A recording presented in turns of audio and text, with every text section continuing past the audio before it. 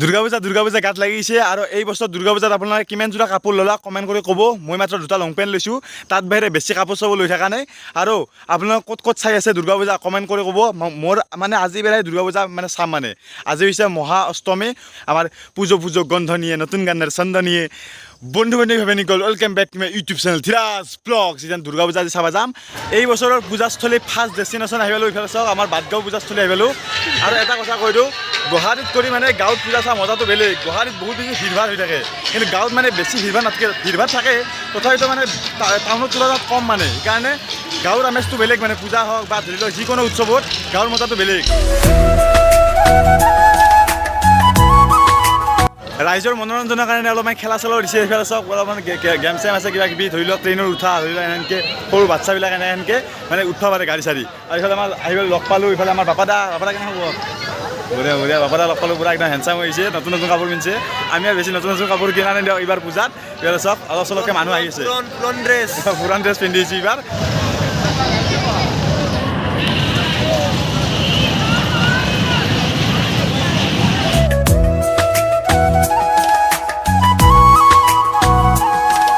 ইফালে আমাৰ আহি লগ পালোঁ ইফালে আমাৰ অংশু কেনে খবৰ? আমাৰ দুৰ্গা পূজাৰ শুভেচ্ছা থাকিল। আৰু ইফালে আমাৰ ভাৰ্জু লগ পাইছোঁ। ভাৰ্জু কেনে? বঢ়িয়া ভিডিঅ' বনাই এই বঢ়িয়া একদম ভাৰ্জু আমাৰ ধুনীয়া একদম। এই চাওক হা আৰু ইফালে আমাৰ অংশু আছে, অংশু ভীম। পেটটো অলপ কমাবি লাহে লাহে।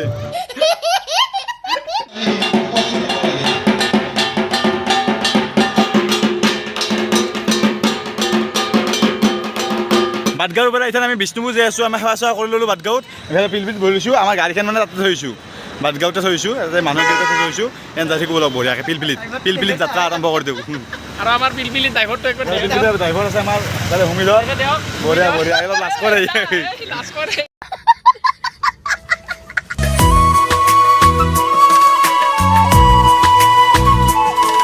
আমি আহি পালোঁ বিষ্ণুপুৰ পূজা মণ্ডপ। হাম পহচকৈ আহে বিষ্ণুপুৰ পূজা মণ্ডপ। আৰু এইখিনি অঞ্চলৰ মানে এইখন পূজা মণ্ডপ মানে বহুত ডাঙৰকৈ পতা হয়। আৰু এই দুৰ্গা মন্দিৰটো মানে স্থায়ী দুৰ্গা মন্দিৰ। ধৰি লওক যেনেকৈ কিছুমান ঠাইত মানে ফিল্ডত পাতে দুৰ্গা পূজা, কিন্তু এতিয়া মানে ধৰি লওক এই মন্দিৰটো মানে স্থায়ী দুৰ্গা মন্দিৰ। সেইকাৰণে ইয়াতে বহুত ডাঙৰকৈ দুৰ্গা পূজা পতা হয়।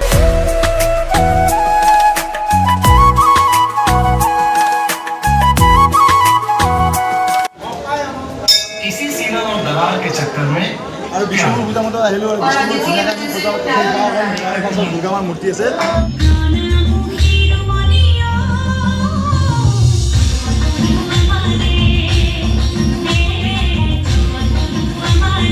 A few moments later. আমি বিষ্ণুপুৰৰ পৰা এতিয়া বাটগাঁৱত আহিছিলোঁ। বাটগাঁৱত বহুত বেছি মানুহ ভিৰ হৈ গৈছে। আমি এতিয়া আহিছিলোঁ, এতিয়া প্ৰথম মানে মানুহ ভিৰ নাছিল। এতিয়া ৰাতি 9টা বাজিছে। আমি আৰু ৰিটাৰ্ণ আহিলোঁ আৰু বাটগাঁৱত ধুনীয়া আপিচ আছে না। এইফালে চাওক এই আপিবিলাক চাই আছে। এই যাক চেল্ফি উঠাত ব্যস্ত আপিলাক। পূজা হওক ৰাস হওক উৎসৱ পাৰ্বণত জিলাপিটো মেইন, আপোনালোকে জানে। এইফালে চাওক জিলাপি, মাহৰ জিলাপি আছে। ইফালে চাওক গৰম জিলাপি বনাইছে। কিমান টকা কেজি দাদা? 200 টকা কেজি। বঢ়িয়া।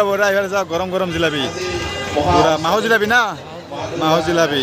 আৰু ইফালে নৰ্মেল জিলাপি আছে। নৰ্মেল জিলাপিৰ 160 টকা কিলো। এই চাওক দোকান পুৰা মানুহ ভিৰ হৈ আছে, পুৰা কাষ্টমাৰ ভিৰ।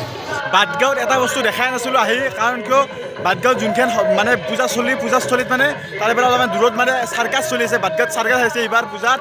আৰু হেলমেট লৈ ঘূৰা বহুত বেছি অসুবিধা। বাপৰে বাপ, পুলিচৰ কাৰণে অসুবিধা। উপায় নাই আৰু হেলমেটটো ল'বই লাগিব। হেলমেট চেলমেট লৈ ঘূৰি আছোঁ পূজাত। আপি চাপি নাই না, মই মিনবাক লৈ ঘূৰি আছোঁ।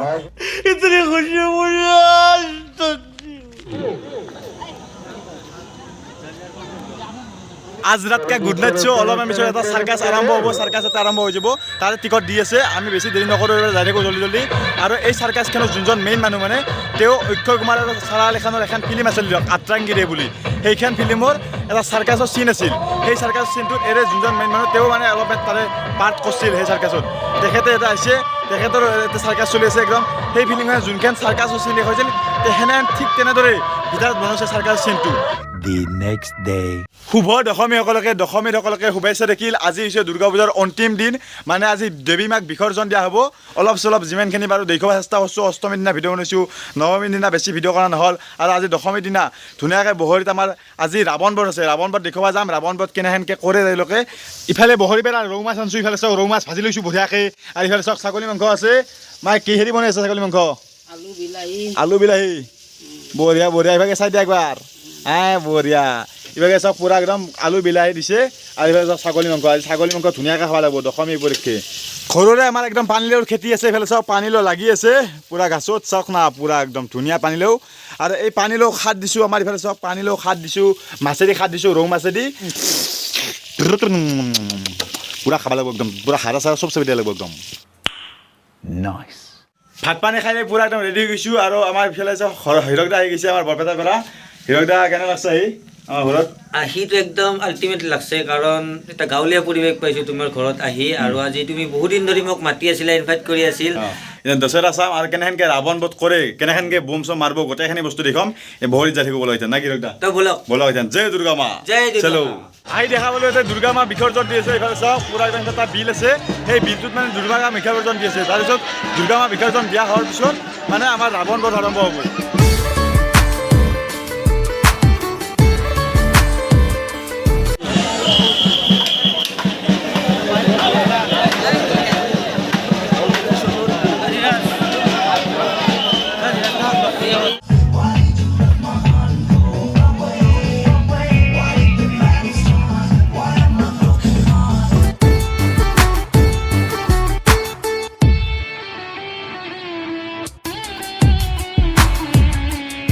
ৰাৱণটো জ্বলোৱা হ'ব আৰু ৰাৱণটোত কিমান ফুট আছে 80 ফুট 80 ফুট আছে আৰু গোটেই টোটেল দেহাটোত কিমান হাজাৰ বোম আছে 1,20,000 টকাৰ 1,20,000 টকাৰ বোম আছে ভাবি চাওক ৰাৱণটোত গোটেই দেহাটোত আৰু বহুত হৈছে ডাঙৰ ডাঙৰ ৰাৱণটো ইফালে চাওক বোম ডাঙৰ এতিয়া জ্বলোৱা হ'ব তোৰ একদম কাজ চেঞ্জ হ'ব কাৰ একডাল যাব না কাৰ এডাল যাব কাৰ একডাল যাব কাৰেদি জ্বলোৱা হ'ব কাৰডাল মাৰিব অশোক শৰ্মা অশোক শৰ্মা তেখেত আমাৰ নলবাৰীৰ বিধায়ক নলবাৰী বিধায়ক বিধায়ক প্ৰাক্তন বিধায়ক নলবাৰীৰ প্ৰাক্তন বিধায়ক তেখেতে মানে কাঠডাল মাৰি দিব এই যি ৰাৱণটো আছে এই ৰাৱণটো মানে এই গাঁৱৰ ল'ৰাবিলাকে মিলি মানে বনায় না দাদা আমাৰ এজন ল'ৰাই বনাইছে কোনো তাতে স্পেচিয়েল কাৰিকৰ নাই বাহিৰৰ পৰা মানে কোনো কৰ্মচাৰী অনা নাই কৰ্মচাৰী নাই বিনিময় দিয়া নহয় তাৰমানে পইচা দিয়া নহয় বিনিময় নাই বিনিময় নাই নিজে টকা উঠাইছোঁ নিজে ইনভেষ্ট কৰিছোঁ তাৰপিছত আমি এখন লটাৰী খেলা হৈছে সেইখনৰ ওপৰত ভিত্তি কৰি কোনো ডনেশ্যন নাই আমাৰ ডনেশ্যন নাই আৰু ক'ৰ পৰা ডনেশ্যন নলয় দে চাওক এখেতসকলে নিজৰ পকেটৰ খৰচা কৰি এই ৰাৱণটো বনাইছে চাওক আৰু ইমান ডাঙৰ এটা কাৰ্যসূচী তেখেতসকলে হাতত লৈছে বহুত বেছি ধন্যবাদ এখেতসকলৰ কমিটিক জয় শ্ৰীৰাম জয় শ্ৰীৰাম জয় শ্ৰীৰাম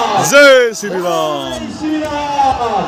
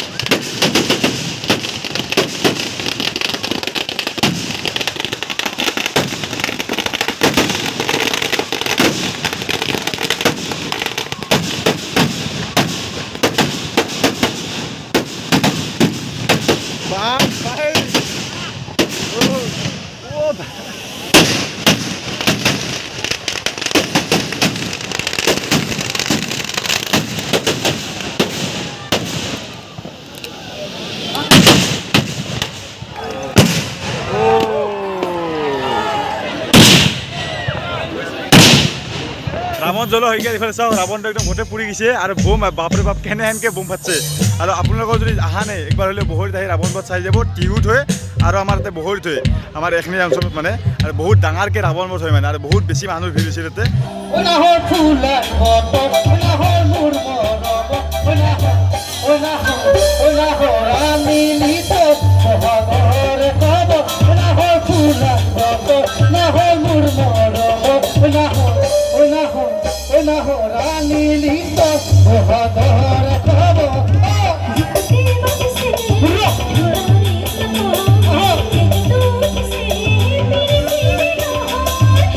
The next day.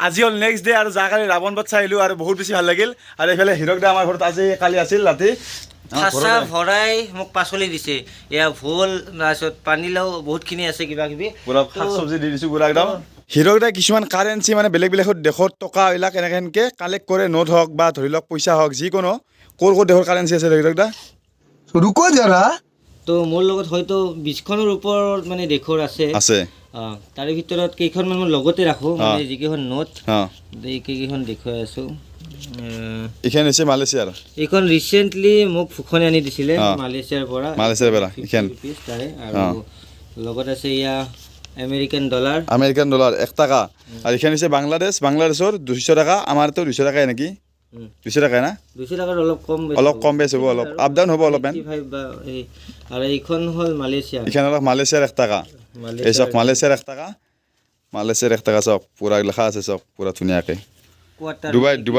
ডুবাইৰ পইচা চাওক 1 টকা ডুবাইৰ পইচা আমাৰ ইয়াতে ভেলুটো অলপ বাঢ়ি যায় মানে বেলেগ দেশৰ পৰা পইচা আনিলে আমাৰ ইয়াতে ভেলুটো মানে বাঢ়ি যায় এইফালে চাওক ঠাই বিশেষে মানে কি হয় আমাৰ হয়তো ইণ্ডিয়ান কাৰেঞ্চিৰ তলতো কিছুমান কাৰেঞ্চি আছে ধৰ আমাৰ 1 টকাটো কোনোবা ঠাইত মানে দামটো সিহঁতৰ মানে বাঢ়ি যায় আৰু সেনেকৈ আমেৰিকাৰ কাৰেঞ্চি আমাতকৈ বহুত হাই আৰু অল ৱৰ্ল্ডৰ চবতকৈ কাৰেঞ্চি ডাঙৰ হ'ল মানে ডুবাই কাৰেঞ্চিৰ ভেলিউটো বেছি এনেকাৰণে মানে আমেৰিকাৰ নেক্সট টপ 10ত আমেৰিকাৰ কাৰেঞ্চিটো আছে ফুকনে পাকিস্তান গৈ এয়া লৈ গৈছিল পাকিস্তানৰ পইচা চাওক পাকিস্তানৰ পইচা 50 টকা পাকিস্তানৰ 50 টকা এইটো আমাৰ যেনেকৈ মহাত্মা গান্ধী আছে তেখেতসকলৰ মানে স্বাধীন কৰা মহম্মদ জিন্না এখেতৰ নাম এখেত যেনেকৈ আমাৰ পইচাবিলাকত মহাত্মা গান্ধীৰ ছবি আছে তাতেও মানে এনেকৈ সেই মূল নায়ক হ'ল এই এখেতে মহম্মদ জিন্না তাৰে ইণ্ডিয়া পাকিস্তান ভাগ নহ'লে হয় তেতিয়া ইমান উলমুলো নহ'লা হয় মানে কথাটো হিৰকদাক অলপমান আগবাঢ়ি দি আহোঁ আৰু যদি ভিডিঅ'টো চাই ভাল পাইছে লাইক কৰিব যদি নতুন ছাবস্ক্ৰাইব কৰিব ডাঙৰ সন্মান কৰিব হওক মন কৰিব জাষ্ট ব্লগ চাই থাকিব নেক্সট ভিডিঅ'ত লগ পাইছোঁ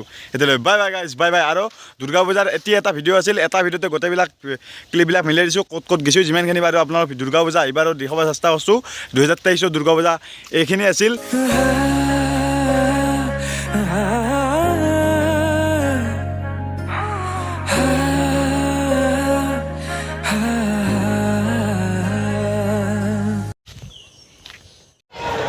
আজি আমাৰ প্ৰথম ডেষ্টিনেশ্যন আহি পালোঁ পূজাস্থলী ইফালে চাওক বাটগাঁৱৰ পূজাস্থলী ইফালে চাওক আৰু মানুহ বহুত বেছি অহা নাই মানে শুভ দশমীসকলকে